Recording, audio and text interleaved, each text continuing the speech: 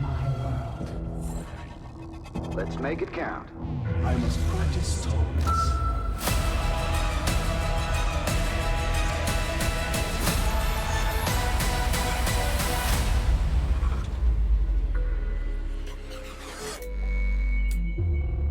Next.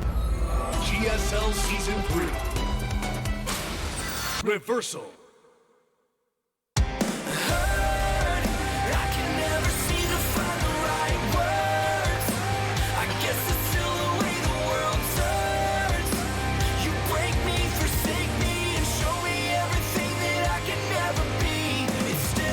What's up, everybody? Welcome to Group D of the round of 16 of the GSL Code S.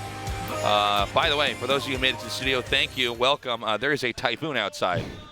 Yeah, it is the end of the world outside. It's nothing is coming. Yeah, the rain hasn't started yet. Yeah, I believe it's supposed to start any time now. But yes. Yeah, a typhoon, from my understanding, is what you call a hurricane that's in the Pacific Ocean. Right? Yeah. Why do they have different names for that in different oceans? You know, West Coast, East Coast, the rivalry. They gotta have different storm names.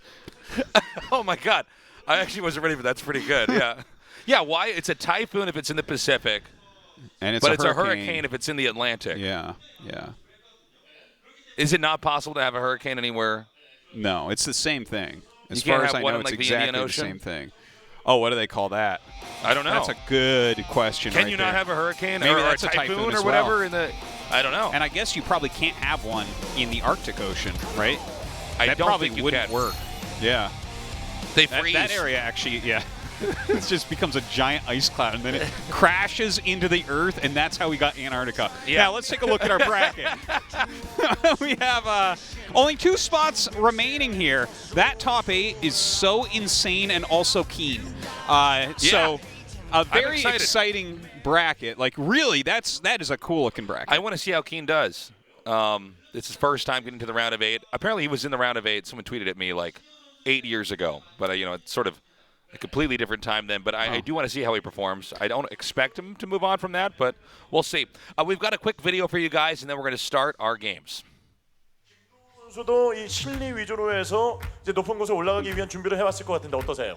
네, 저도 이제 테란 중에 생각을 했는데 네. 령호가 너무 테란을 원해가지고 좀 겹칠 것 같아서 네. 저그나 토스 중에 생각하고 있어요 지금. 저그나 토스 중에. 네. 그러면요. 네. 저희 이제 추천의 어윤수가 있거든요. 도우 형이 저한테 제 앞길을 가끔 막아서 맞죠. 좀 잘 안 됐으면 좋겠다 싶기도 한데 네. 이제 거의 스타투의 황충이잖아요. 그렇죠. 황충이죠. 네, 그래서 유종의 미를 좀 거둬야 되잖아요. 네. 좀 이번에는 좀 쉽게 갔으면 좋겠고 저는 저그를 좀 추천해주고 싶네요. 누구? 신이범? 신이범? 근데 저도 괜찮은데 와. 만약에 뽑게 되면 윤수가 좀 연습을 도와줄 건지.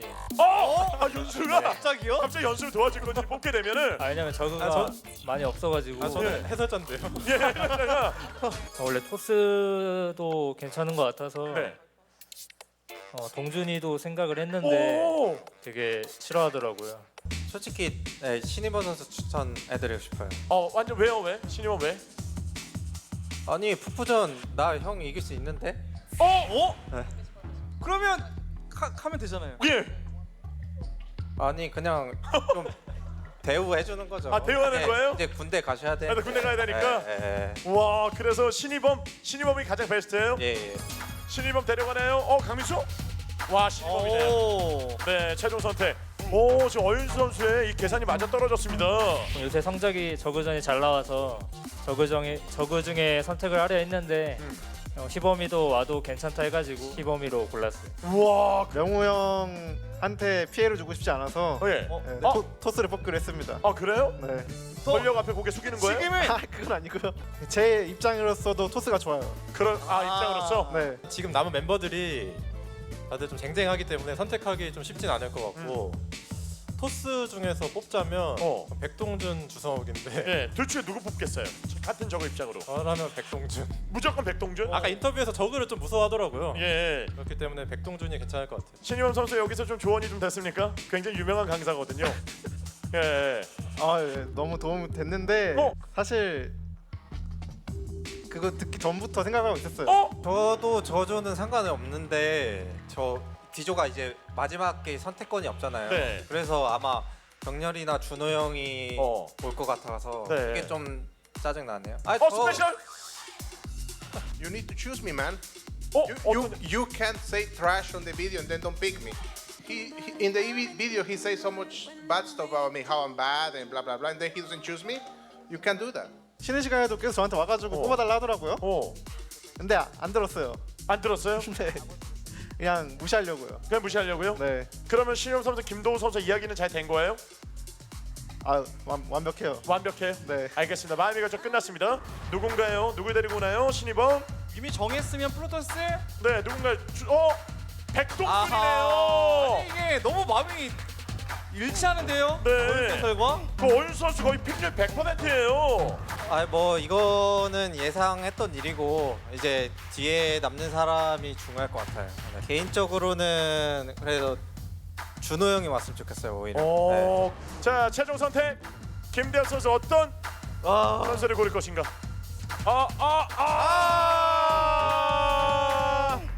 이병렬이에요. 네. 그룹 C에는 이병렬 선수가 가게 됐고 그룹 D에는 주성욱 선수 원하던 네, 마지막까지 살아남을 줄 상상도 못했는데 좀 마지막에 남은 게 좀 신기하고 네. 좀 대여비한테 저그전이나 뭐 그런 것 좀 뭐 많이 공유해야 될 것 같아요. 네, 알겠습니다. 자, 이렇게 해서 최종 대진표가 지금 완성이 됐습니다. 와, 진짜 시그룹 죽음의 조가 완성됐거든요.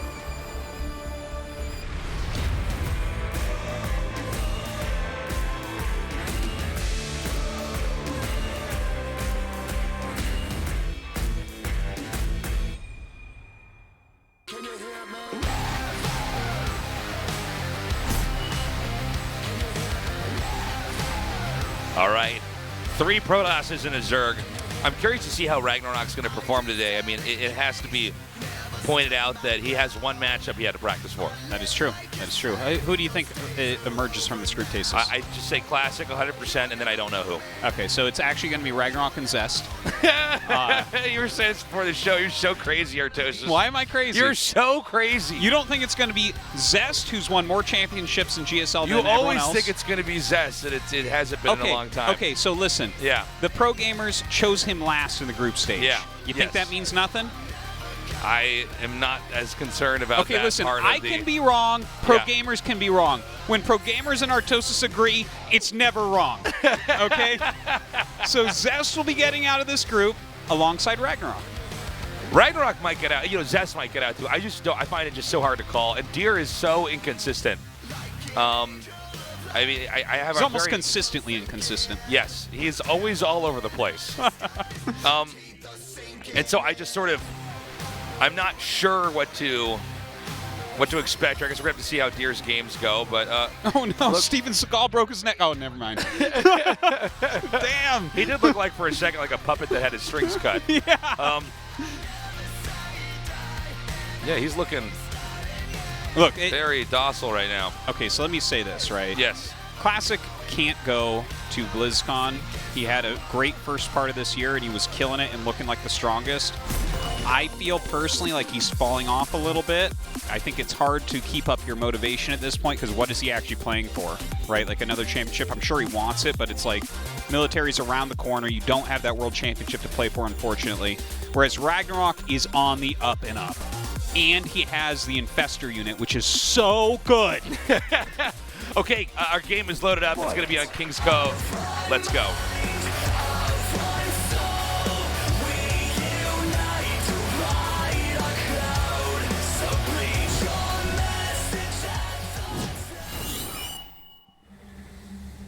We're getting there, Tasteless. Oh yeah, we're almost to 4,000. I wasn't looking at the screen, but you're right. Classic. And as you know, when we get to 4,000, the world ends. So, by the Mayan calendar. Yes, we're going by the Mayan calendar. So here. we're not entirely sure. Chivo, RagnaroK. The Mayans, of course, huge fans of the GSL.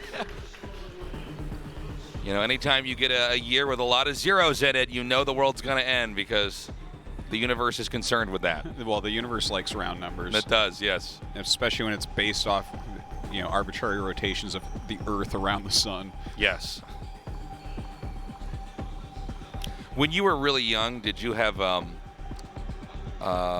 what was that called? Y2K? Was there a scare in your family or neighborhood? No, I remember my mom filled up a bunch of old milk jugs with water and put them outside of our door. But that was it. That is nothing. pretty cringy, though. That is. Yeah, but I mean, it takes like 3 seconds to do, right? It's that's like just true. it's like old jugs, and she's like, well, may as she well. took out a loan from the bank and just bought bullets or something. But you don't even have a gun. Y2K was the belief that in the year 2000, all the electronic equipment would fail, and planes would fall out of the sky. Yeah. Yeah, it didn't happen. From Bulgaria, welcome.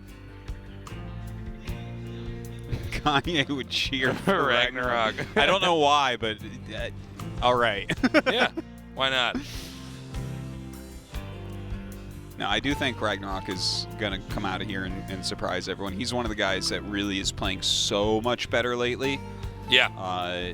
He's kind of filled out his later game. He was a very aggressive Zerg for many, many years. Fell off the radar for a little bit. He's come back with some good defensive plays, some good macro plays overall. His kind of everything about him is looking a lot better now. So I'm feeling it, man. I think so. And we saw that my call in the last group was fantastic. Solar Rogue. That was actually the right call, and then Solar lost. That's not my fault. The call itself, though, was amazing. You were correct. I was right, and then Maru, like, somehow in the rematch. Listen, if this was MLG, never would have happened. Extended series never would have happened. Maru would be out. If it was the way the tournaments were intended to be played. Yeah. By the way, we got a Stargate opening here. Yep. We do. It's going to be Phoenix's, not Oracle first, actually. Yeah, get that Phoenix to, I guess, push out the Overlord. I like that against the Speed Overlord anyways. Yeah, you're not going to catch him at all with the Oracle. And I feel like, you don't really regret getting the Overlord speed, I feel. But, making the Phoenix, I feel like this is the last thing you want to scout because there's no real counter. You're like, oh, yeah, Stargate, that's like a pretty good play. It's not like I'm in danger or anything, but now he can kill my Overlord if it stays over here. So I guess that was my whole scout. Okay. And so now, everything's pretty passive to start things off, Artosis. Yeah. Well, that's what you're going to get with the Overlord speed plus yeah, you can't Phoenix really. opener. The Zerg can't, or excuse me, the Protoss can't do anything until you're able to start to hide what you're doing. Make the Zerg guys. Otherwise, they're just going to counter what's happening. Yeah, we'll see if Classic goes for the 3 Oracle play. It's been pretty popular lately. Certainly it has been. He's already getting his second Oracle now. Some shading around. A decent amount of Lings out here. Okay, we've got the Robo starting now. So a lot of times Protoss are trying to avoid going into a super late game. They're trying to come in with some type of attack, some type of timing to come in there and then kill the other the Zerg player off. As the Zerg player is in the process, not always, but generally, of just trying to get into a really unstoppable late game. Mm-hmm. With the I want to mention something, right? Because a lot of times we'd see like a Stargate opener and then into Archon drop. It was very, very popular for a long time, but since we've seen, and it hasn't been that long, but since we saw the nerf to pickup range on the Prism, we haven't seen any Archon drops.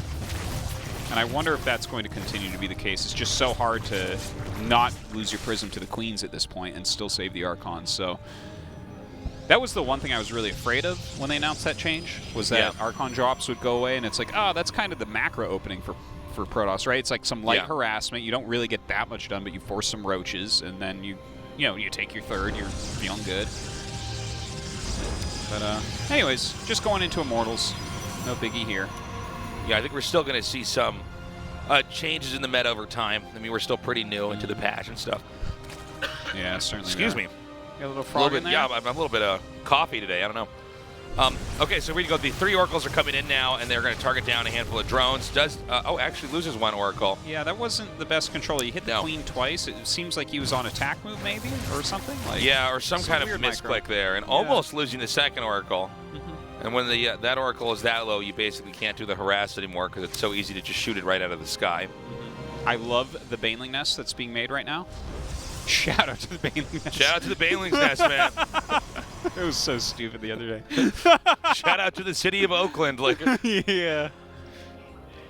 Anyways, I kind of hope that we get to see this, the Roach tech plus Baneling tech. I've really liked that lately and how it's gone into Spire occasionally. Yeah. It's been some cool plays. Third Next is going to be finishing up here for Classic. Everything looking very standard on his side. But yeah, I really like that kind of tech route right now. I feel like Hydras have gone out of the meta slightly. It looks like he wants to do a Baneling drop. That pairs pretty darn well with the quick Overlord speed. Yeah, makes sense. So it looks like he's going to have one of those coming up here from the north. And we have 5 gateways coming down now. Yeah, just kind of powering up.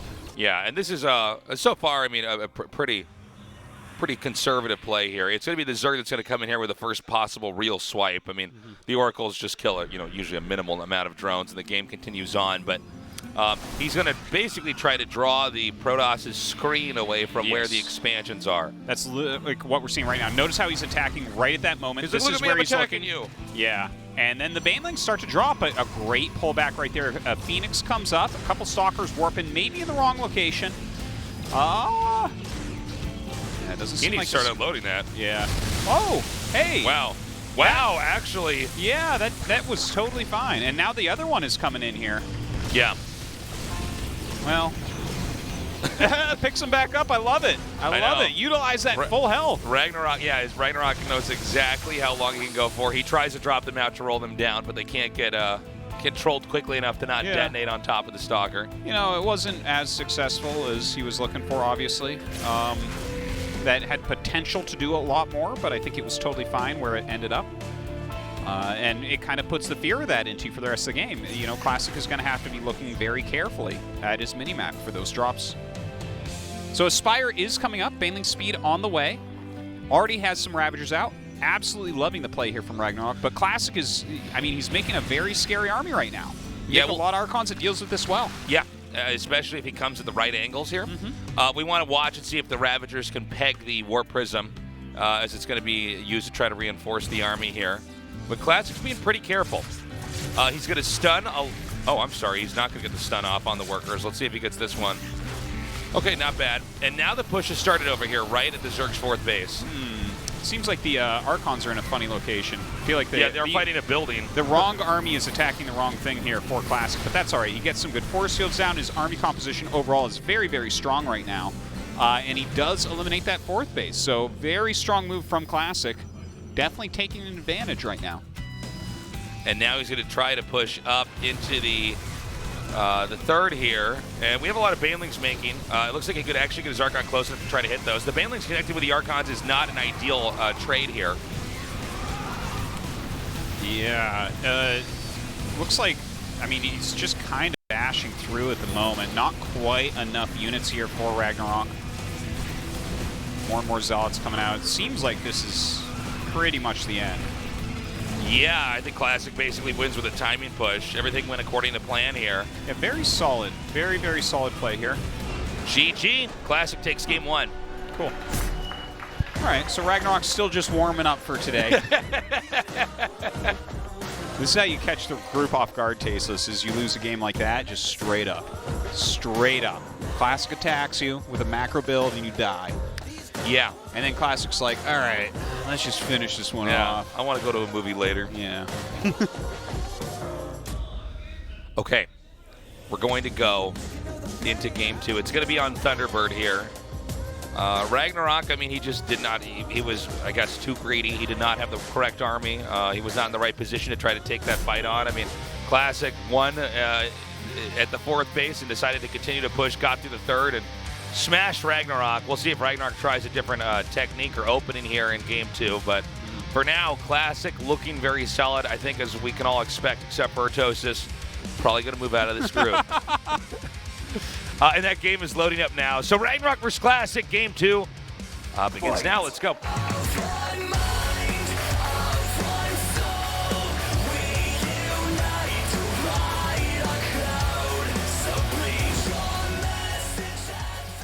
Talking a lot of trash today, White Bread. What, you called me white bread? Yeah, man. What does that even mean? Classic. You with your safe little predictions, you're like, I think the #1 ranked WCS Korea player is going to advance. In fairness, Thanks, that is how I predict. I'm like, well, I don't know. I think that guy's the best player. He should win. Chivo, RagnaroK. Maybe I'd be a better caster for some of these Battle Royale games where you can just predict whatever the hell you want because no one knows who's Oh, yeah. gonna If win. you get it wrong, you're like, well, I don't know, man. There's like 14 teams in the game. What do you want me to do? Yeah. We can have as many tournaments as we want for this. We're still not going to be sure who's actually best, okay? So, I guess we just chill. So here we are. Yeah. Here we are. Yeah. PVZ. Takes a little PVZ. bit. Yeah. So how are you going to celebrate this Pacific hurricane that we're going to be having today?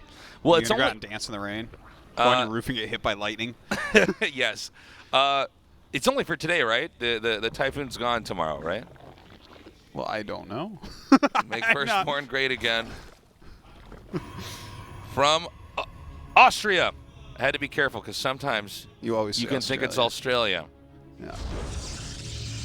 Now, I don't know. I mean, usually when weather's like this, I just feel like it's the best time to just stay inside and play video games. And that's, you know, yeah, I always feel like that. But if it's sunny out, sometimes I feel guilt as well, which I don't like. No. That's why I love it when it's rainy or really cold out, where I'm like, no, it's kind of cozy to stay inside. Yeah. Shout outs to moms. Hey, excellent. Yeah, I do like it when it's like just rainy out and thundery and I'm inside. Yeah. Got some good food and I'm watching a good movie or playing a good game. You know, or on my Ouija board, you know, and just whatever, you know. It's a good time. Yeah. As the thunder strikes, you get to uncover what's happening. Yeah. Have you ever used a Ouija board? No. I would, though. I mean, we should get one. We should get one. I heard they work. Oh, they definitely work. Definitely Haven't you ever seen a video of them? No, I haven't. I've never seen a video of someone using a Ouija Well, board. I've seen it in movies where there's a bunch of teenagers in a cabin. Yeah. What are you doing? Are you moving it there? I'm not moving it. I'm not moving it. Yeah, and they aren't either. Yeah, it's ghosts. Kind of. Not exactly ghosts, but like kind of ghosts. Kind of ghosts or spirits, forces. I feel like we should just get a Ouija board. We can Yeah. decide who's going to win each match with our will- Ouija board on our table. We could use a Ouija board to be about as good as our predictions have been in GSL anyways, you know? Yeah. But yeah. I actually get kind of excited when there's like a really big storm that comes in or like I know it's going to snow and then all the traffic's going to be shut down. I always find that fun. Yeah, there is something about it. Did I've always had that feeling where I've liked rainy days and stuff because it just kind of like, I'm supposed to do what I'm going to do. Yeah, I'm justified in playing games now because I can't go out there. Yeah, and it's very cozy, like water hitting your window or something like that. Yeah. I do love it. Or did you ever like snow days? Did you get enough snow in New Hampshire that you got snowed in, right? No, we got snow days. That's for the sure. best. Those are the best. And like a snow day in New Hampshire is like an actual snow day. I don't know what it is in Kansas, Tasteless, but like it means that you can go sledding and build snowmen because there's so much snow. Well, I would like to, in defense of the state of Kansas, I would like to point out a snow day in Kansas is where you can't get back into your farm and find it because it's so snowy and you die outside. Really? Yeah. It's just the snow in Kansas is it piles up. Yeah. And everything's flat, right? So everything's flat. It's got nowhere to go. Like the snow can't just all be on the mountain or something. Yeah, it's just There's no mountain. Yeah, we don't have any mountains. None, not one. So we have Oracles coming out here again. It is also once more a Robo. Yeah, looks like the same builds. I think Classic is just going to cookie cutter his that last build into this one, and maybe he'll have the same result. I don't know. I might be wrong on this, but I'm under the impression Classic feels like he's 1,000 times better than RagnaroK, and RagnaroK is just another stepping stone in his path towards moving forward in this tournament. He chose RagnaroK, so yeah, he must think something like that. And you know, with the GSL group selections, it's kind of like if you're going to mug somebody. You know what I mean? Like if you're going to mug somebody, you're going to pick someone you think you can mug. Oh! Oh, get wrecked. Yeah, if you're going to bet. mug someone, you do pick someone you think you can mug. Unless you're like some GSL where it's like, I want to mug the strongest person in the world. I'm like, well, I just want to steal your wallet. So, yeah, but it is a bit of a mugging. That's why there's some drama in the group selection. It's like, who's picking who? Oh, you think you can clearly beat this guy? Yeah. You know? and then you talk trash and you don't pick up Juan. Yeah. What's that all about? Yeah, what's that all about? RagnaroK. And so I feel like, again, this is the mugging then. This is classic saying, I can take this guy's wallet.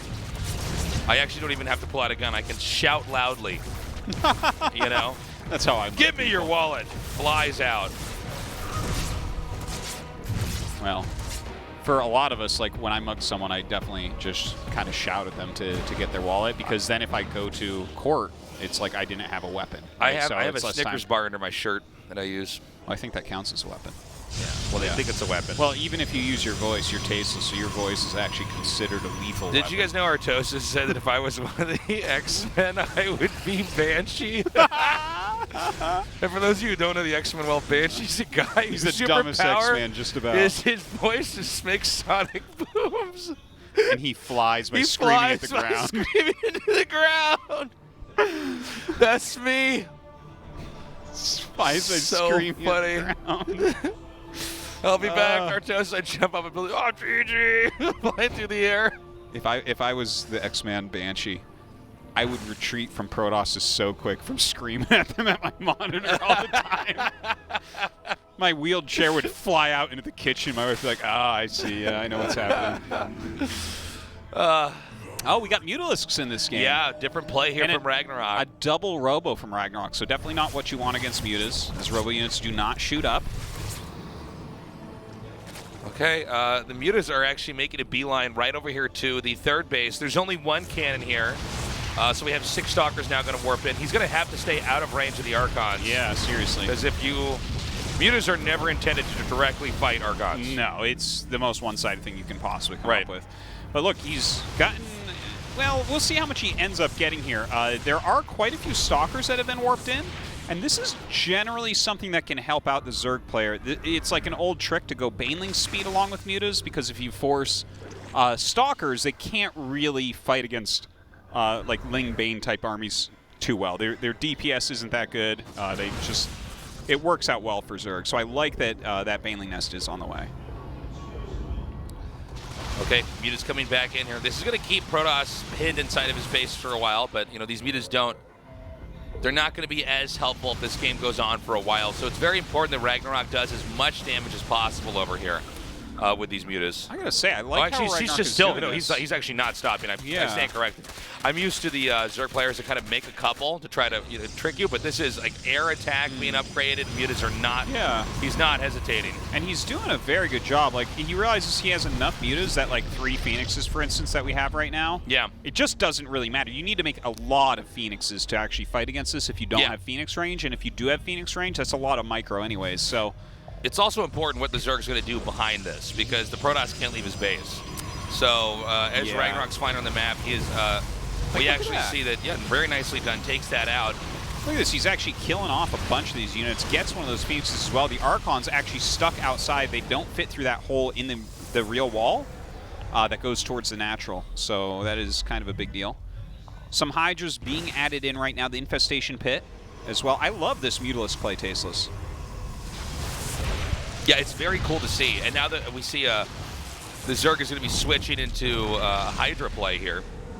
And that's actually a great move. What he's doing is he's forced out Phoenixes, but Phoenixes are also not great against Hydras. So you're basically controlling what the Protoss's unit composition is.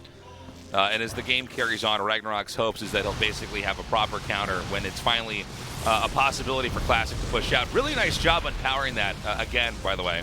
The micro of RagnaroK against these Phoenixes is very good too. It's all about turning position very quickly to get your shots off. And he's done a good job with that. The Phoenixes look like they want to chase a little bit, but he's staying out of the Archon range and then turning around for his hits. Looks like he's going to bring him back now into his Hydras. But yeah, this has been very well teched by RagnaroK. I do love the Observer that we saw there from Classico. That is little moves like that make such a difference, knowing what's rallying out of that main hatchery. So we're not at that level yet where if you know an Observer's there, you make like certain units out of your main and then different units out everywhere else. We're not. No, maybe one day. That'll be, I think, 9 more years from now. That'll be on the 18th anniversary of GSL. Yes, where things are way too advanced. Yeah. At that point, I'm like, oh, I don't even like this anymore. It's too hard.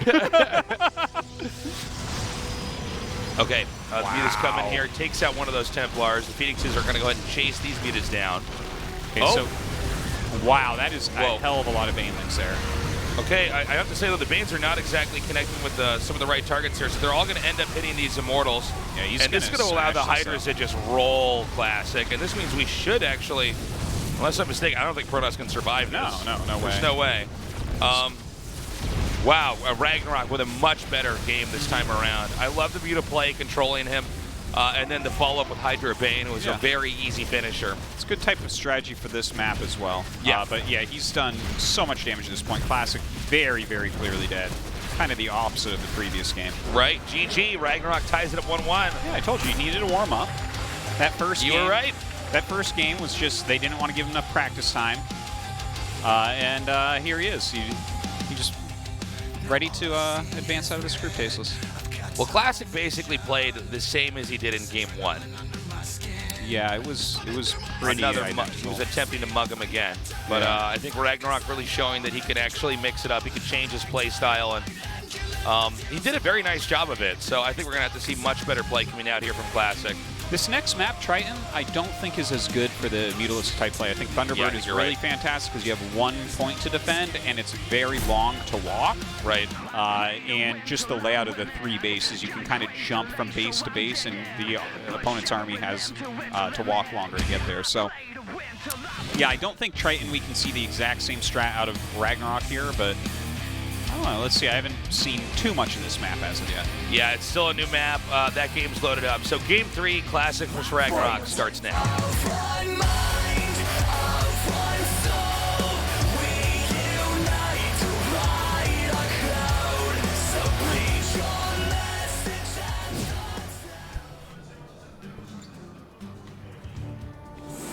Makers Classic.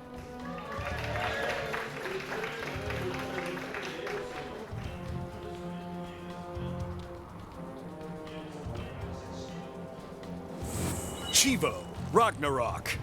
All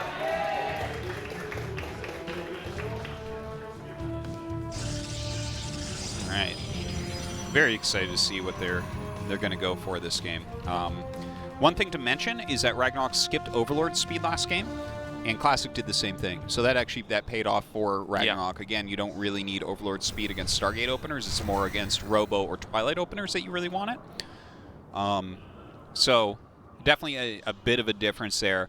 Now, how do you interpret that as Classic? Do you think that maybe he's not going to do that again, so you're safe doing something more aggressive? Or do you want to just kind of count for that and do that thing you were talking about where you think you're a much better player and just go Stargate anyways?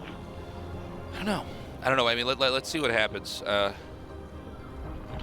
RagnaroK, again, this guy a lot of times overshadowed by these other really great Zerg players.